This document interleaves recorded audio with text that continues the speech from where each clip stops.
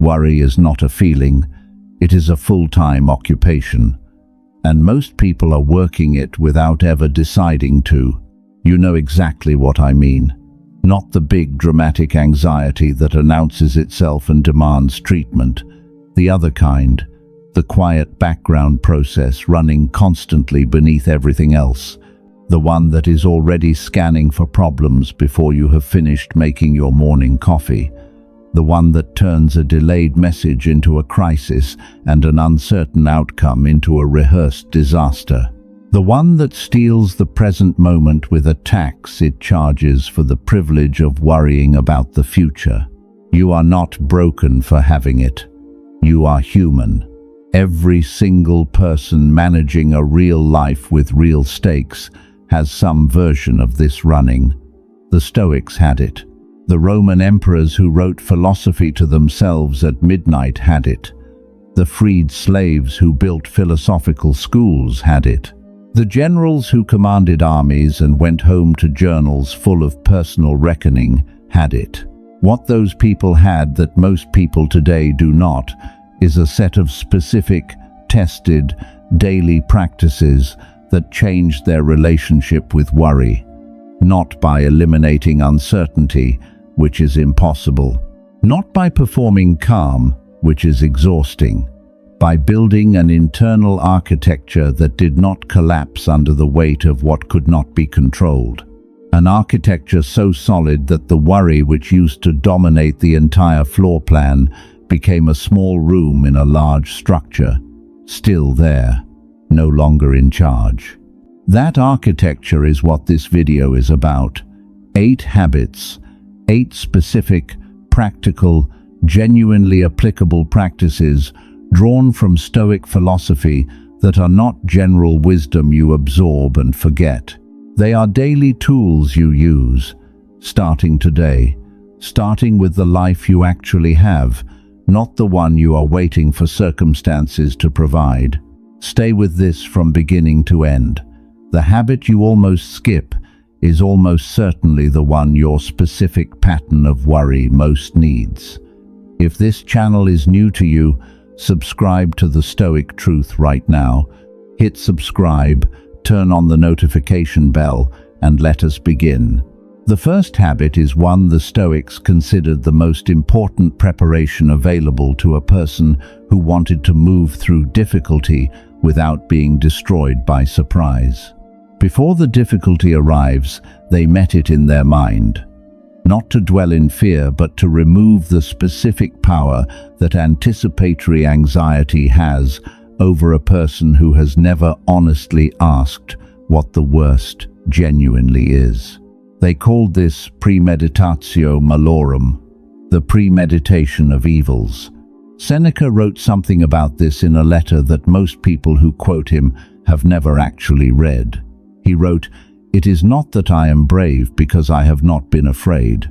It is that I have rehearsed my response to the thing I fear until the rehearsal has made the fear familiar, and familiar things no longer terrify." He was describing the exact mechanism, not positive thinking, not pretending the difficult thing is not difficult. The specific act of sitting with the worst honest version of what could happen and asking, with genuine honesty, whether you could endure it. The answer in most cases is yes. Not comfortably, not without cost, but yes. And that yes, found in the quiet of deliberate rehearsal before the event, is the specific thing that prevents surprise from becoming devastation. Here is the practical version of this for your life today. Before the important conversation that is making you anxious, sit with the worst honest outcome, not the catastrophized version your mind produces automatically, the most honest, worst version. Then ask yourself 2 things. First, is this actually survivable? Second, who would I be on the other side of it? The first question almost always produces yes. The second produces something surprising, not fear but a kind of quiet respect for your own capacity to continue. This habit does not eliminate the difficult thing. It removes the element of surprise that doubles its cost. And a person who has rehearsed their own resilience is considerably less available to be paralyzed by what they have already accepted as possible. What is the thing you most avoid imagining in its worst honest form? Name it to yourself before this video is over, not to dwell in it. To become someone who has faced it in advance and found the yes on the other side. Drop that thing in the comments below, not the fully explained version, just what it is. Because naming it publicly is the first act of removing the power it has over you in private. There is something worth understanding about why this habit works at a deeper level than simply thinking about problems. The specific mechanism is this: anticipatory anxiety, the anxiety produced by something that has not yet happened, gets almost all of its power from the unknown, from the gap between what you know and what could happen. The mind, encountering that gap, fills it with the worst available projection.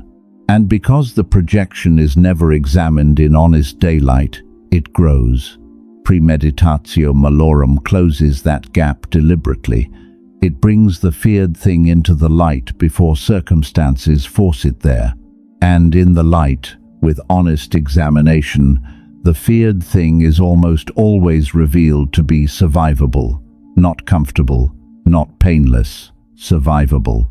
And survivable is the specific quality of something that can no longer dominate you through fear alone. The second habit is the one that Epictetus, who had been a slave and therefore understood what genuine loss of control felt like, not as philosophy but as daily reality, considered the foundation of everything else. Divide everything in your life into two categories: what is yours, what is not. What is yours is extraordinarily small: your thoughts, your intentions, your effort, your response, your values, your character. Everything else, other people's opinions, outcomes, the economy, what the person across from you decides to do, whether the thing you worked on succeeds, whether the care you offered was received the way you intended it, none of that is yours. None of it has ever been yours. And the worry that consumes most people's lives is concentrated almost entirely in the second category. In the things that were never available to be controlled, that will not become available regardless of how much mental energy is directed at them. Epictetus wrote something rarely quoted from his works that is, in many ways, the most honest version of this principle available. He wrote, "Labor not after what is beyond your power." That instruction sounds passive until you understand what he meant by labor. He was not talking about effort. He was talking about the specific anxiety of trying to grip something that has no handle, of turning your full mental force toward outcomes that will proceed according to their own logic, regardless of what you think about them at 3 in the morning. The practical habit here is a single question applied to every worry the moment it surfaces. Is this mine? If the honest answer is no, the instruction is not to try harder to make it yours. The instruction is to redirect, to locate the nearest thing that actually is yours, your response, your preparation, your next action, and direct your energy there instead. This sounds simple. It is one of the most demanding practices available, because the mind is trained toward the things it cannot control in direct proportion to how much it cares about them. The more important the outcome, the harder the mind works to grip what has no handle. The Stoic practice is not indifference to what matters. It is the disciplined redirection of care toward what can actually be influenced.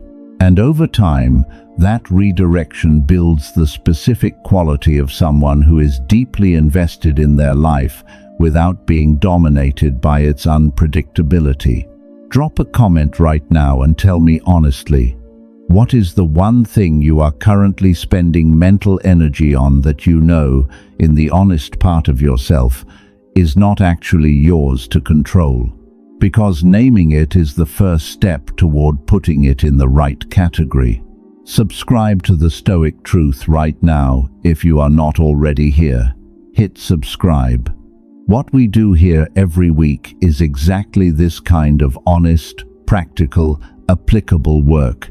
The third habit is one that has become more important in the modern world than the Stoics could have anticipated, and yet their understanding of the mechanism that makes it necessary is perfectly precise. Your mind is not a passive receiver of whatever arrives. It is an active constructor of your inner state from the material it is given. And if you give it low quality, fear-amplifying, comparison-producing material all day, it will build a low-quality, fear-amplifying inner state from that material. The construction is the same quality as the inputs.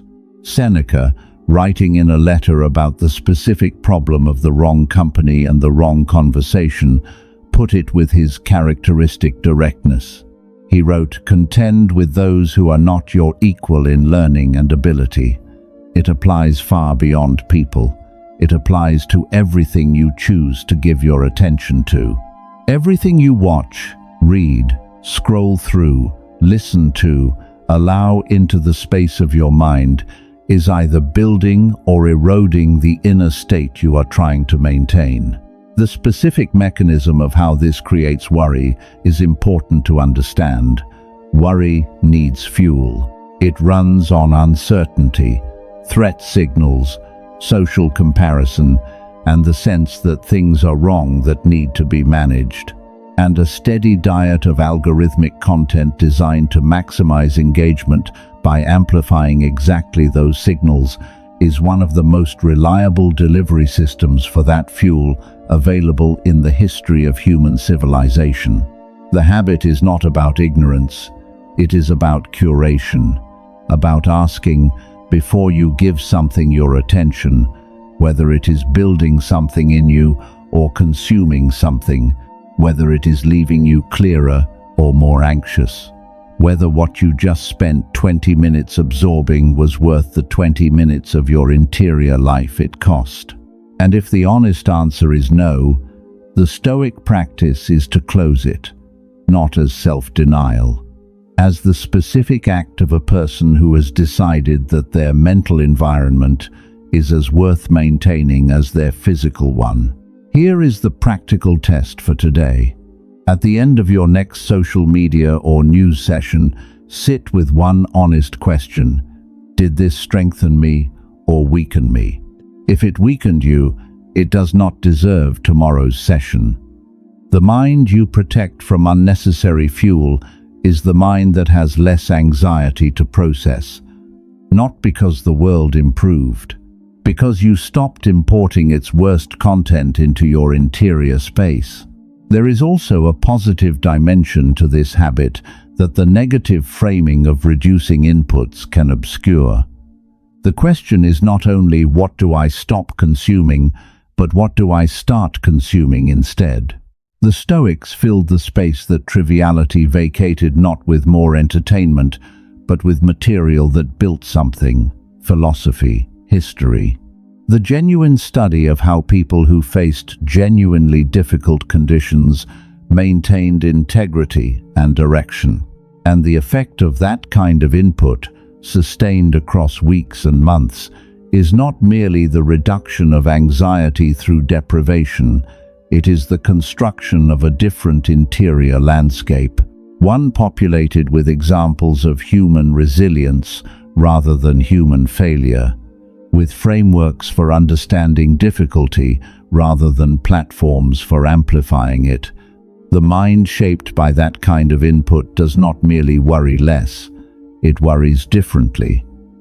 From a broader perspective, with more available context for placing current difficulty within the larger story of what human beings have endured and built from. The fourth habit is one that most people believe they do not have time for, and that in reality takes less time than the alternative costs. The daily review, the specific Stoic practice of spending time at the end of each day in honest private examination of how the day was lived. Marcus Aurelius did not write the meditations for anyone else. He wrote them as private daily reckoning, a Roman emperor alone with a lamp and a scroll, asking himself whether he had lived according to his values in the specific conditions of the day that just ended. Not as self-punishment, as calibration, as the ongoing process of a person who understood that character is not built in dramatic moments of crisis, but in the accumulation of ordinary days, and that ordinary days are where the drift from values most reliably occurs.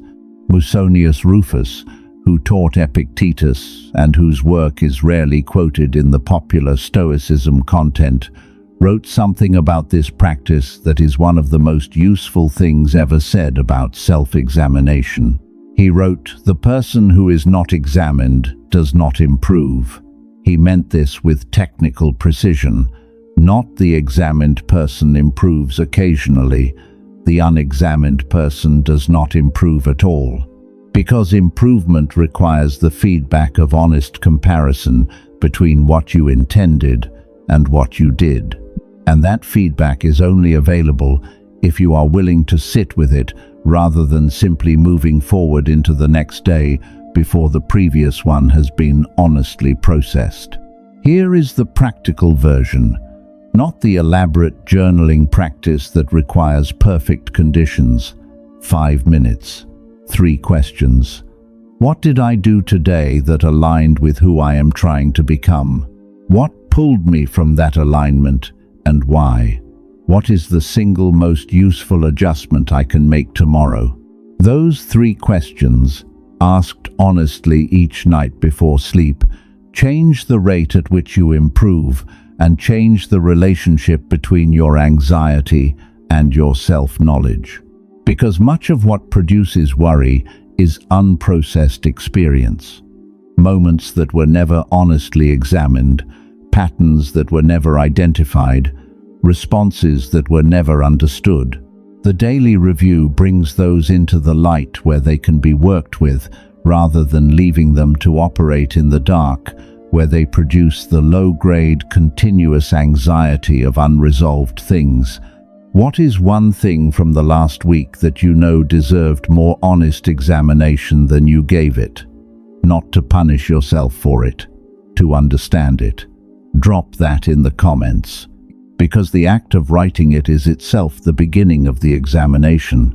The 5th habit requires more honesty than the others to actually land, because it asks something that sounds, on first hearing, either naive or masochistic, and that is in reality neither. It asks you to stop resisting what has already happened, not to pretend it did not happen or did not cost what it cost. To stop spending current energy fighting the permanent past and redirect that energy toward the possible future. The Stoics called this amor fati, love of fate. Marcus Aurelius wrote a version of this that is less famous than his most quoted lines, but more specifically useful. He wrote, "You have the power to strip away many superfluous troubles which lie wholly in your judgment." And superfluous troubles is the specific phrase worth holding. The original event is not always superfluous. The layer of resistance built on top of it, the should not have happened, the how could this be real, the continuous rehearsal of the version where it went differently, that layer is superfluous. It is built from suffering you added to the original suffering, and it is within your power to remove it. This is not the instruction to be happy about painful things. It is the instruction to stop fighting the reality that they are real, because the fight costs you something that the acceptance of the reality does not. Every unit of energy directed at refusing the truth of what already is a unit of energy not directed at what is still possible. And the person who has genuinely practiced amor fati, who has arrived at the specific internal state of accepting the full reality of their life rather than the sanitized version they preferred, has all of that energy available for forward movement. Here is the practice. When something goes wrong, after you have felt what it needs to be felt, ask one question. What is this, exactly as it is, making available to me? Not what does this take away? What does this, as a permanent fact about the landscape of my life, make accessible that was not accessible from where I was before it arrived? That question, asked honestly, is not toxic positivity. It is the specific reorientation from resistance to direction that turns the obstacle from something to fight into something to build from. The German poet Rainer Maria Rilke, whose philosophy of personal transformation drew heavily on Stoic principles without being explicitly Stoic, wrote something that is the most honest description of what amor fati actually produces when it is genuinely practiced. He wrote, "Perhaps all the dragons in our lives are princesses who are only waiting to see us act, just once, with beauty and courage." He was describing precisely this. The feared thing, approached with genuine willingness to find what it is offering rather than what it is taking, transforms. Not because it becomes harmless, because your relationship with it changes from one of resistance to one of inquiry. And from inquiry, you can build. From resistance, you only exhaust yourself against something that will not move because it has already happened. The sixth habit is the one that sounds simplest and is in practice the most consistently abandoned. Stay present. The Stoics understood something about worry that most modern psychology has confirmed with considerable evidence. Almost all worry is not about what is currently happening, it is about what might happen. The disaster that has not yet occurred, the conversation that has not yet taken place, the outcome that has not yet arrived. And the mind that is occupied with these imagined futures is not experiencing them as imaginary, it is experiencing them as real, in the specific neurological sense that the body responds to imagined threat with the same physiological reactions as actual threat. Marcus Aurelius had a phrase he returned to repeatedly in the Meditations that is rarely quoted in full context. He wrote, "Sufficient for the moment is the trouble of the moment." He was making a very specific and practical observation. The present moment, however difficult, is manageable. It is the only territory in which actual action is possible, and it is the only territory that contains actual rather than imagined difficulty. The practical version of this is the specific habit of returning, noticing when the mind has left the present for the imagined future, and returning, without drama, without self-criticism for having left. Simply returning, a breath, the physical sensation of where you are, what is actually in front of you in this moment. Repeated as many times as is necessary across the day until the returning becomes more natural than the leaving. Drop a comment below right now. The honest answer to this question. What is the imagined future scenario that your mind returns to most reliably? Name it. Because naming the specific territory your worry occupies is the beginning of learning to leave it. The seventh habit is the most counterintuitive of the 8, and the one that produces the deepest and most durable change in the relationship between a person and their anxiety, the deliberate practice of discomfort, not as punishment, not as performance, as the specific and measurable process of building a demonstrated relationship with your own resilience.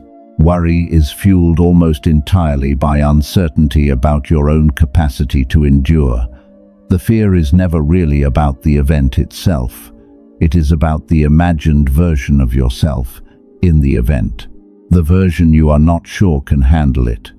That uncertainty, the not knowing whether you will be enough when it matters, is what gives the worst-case scenario its specific power to disturb.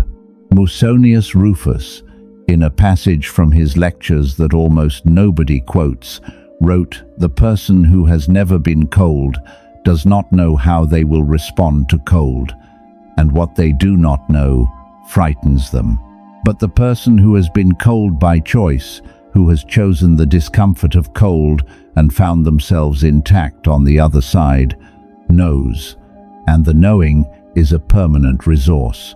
Applied broadly, every time you choose a discomfort you do not have to choose, you are building the specific evidence of your own capacity, not in a motivational sense, in the literal empirical sense that you now have a result you can reference.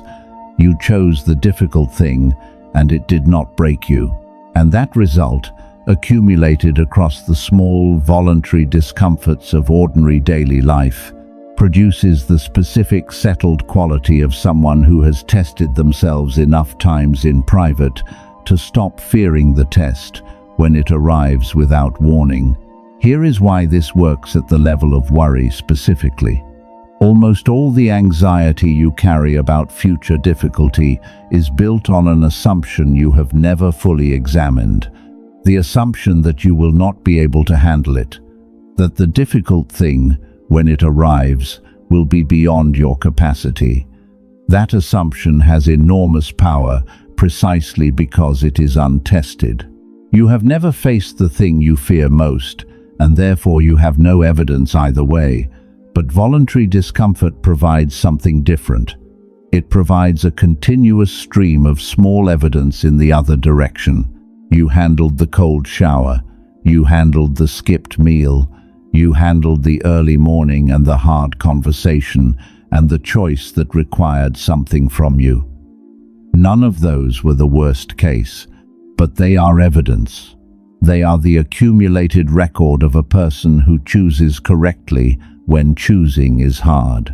And that record, growing quietly across ordinary days, changes the answer to the question, will I be enough when it matters, from a terrified maybe into something considerably more grounded. The eighth and final habit is the one that addresses the deepest root of the worry that all the other habits are managing. The specific source of anxiety that lives not in circumstances, but in the relationship between what you are doing and what you actually believe is right. When those two things are aligned, when your actions match your values, when you are living in accordance with who you genuinely believe you should be, rather than who circumstances or convenience or fear has shaped you into, something specific happens. The anxiety of outcome begins to lose its grip. Epictetus wrote something in the Discourses that is one of the most direct descriptions of this mechanism available. He wrote, "Do not seek to have all things happen as you wish them to, but wish the things that happen to be as they are, and you will have a tranquil flow of life." The person who acts from values rather than from outcome expectation has already completed their part of the transaction at the moment of the action. Whether the result follows is not theirs to guarantee. Whether the action was honest, courageous, appropriate, and aligned with who they are trying to be, that is entirely theirs. And the specific peace that comes from having genuinely completed your part, from having acted with integrity regardless of whether the outcome cooperates, is the kind of peace that outcomes cannot produce. Here is the daily practice.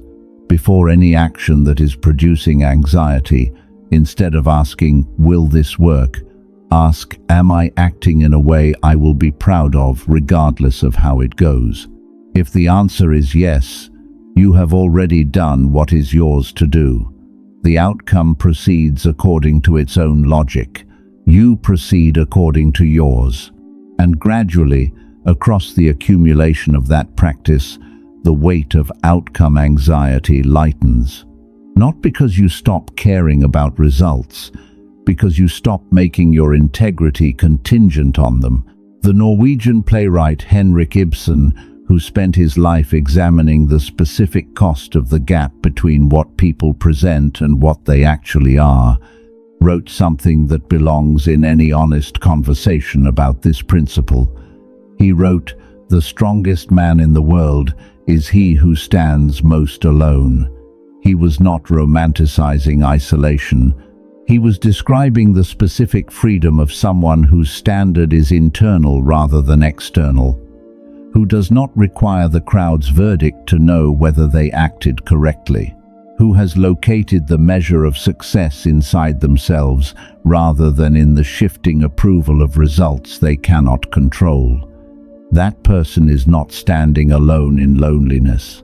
They are standing alone in the specific independence of someone who has stopped outsourcing their self-assessment, and from that position, the anxiety of outcome has considerably less to grip, because you have already done what was yours to do, and that is the whole thing. Here is what these 8 habits produce together when they are genuinely practiced rather than simply understood. Not the absence of difficulty. A fundamentally different relationship with difficulty, not a life without worry. A life in which worry occupies its appropriate space rather than the entire floor plan. You meet the hard thing in advance and remove surprise. You direct your energy exclusively toward what is actually yours. You protect the mental environment from unnecessary fuel. You process each day honestly. You release the resistance layer built on top of what has already happened. You return to the present when the mind leaves for imagined disasters. You build the evidence of your own capacity through chosen discomfort. And you locate your standard in your values rather than in your outcomes. The Stoics who built and practiced these habits lived through genuine external chaos. Plagues, wars, political betrayal, the loss of everything material. And what they produced from within those conditions was not the absence of difficulty, but the specific indestructible quality of someone who had built their foundation inside themselves, rather than in circumstances that could be taken. That quality is available to you, not through talent, through practice. Daily and consistent and without performance. Beginning today.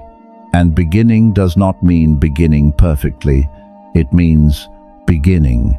Choosing one of the 8 habits that your specific pattern of worry most needs and practicing it once, imperfectly, today. Then returning tomorrow. Then returning the day after. Not because the habit will work in a week, because the person who returns to the practice every day for a month is a different person from the one who started. Not dramatically different, measurably different, quieter inside, less reactive, more directed, more themselves. That is what consistent practice actually produces. Not the sudden transformation that motivation promises. The slow and permanent and genuine change that only repetition builds. If this video reached something real in you, hit the like button right now and share it with someone who is spending their life managing anxiety that these habits could address. Subscribe to The Stoic Truth if you are not already here. Every week, we come back and do this kind of honest, practical work together. The next video is already on your screen. The worry is not in charge of you. You are in charge of the worry. And these 8 habits are how you prove it. Starting now.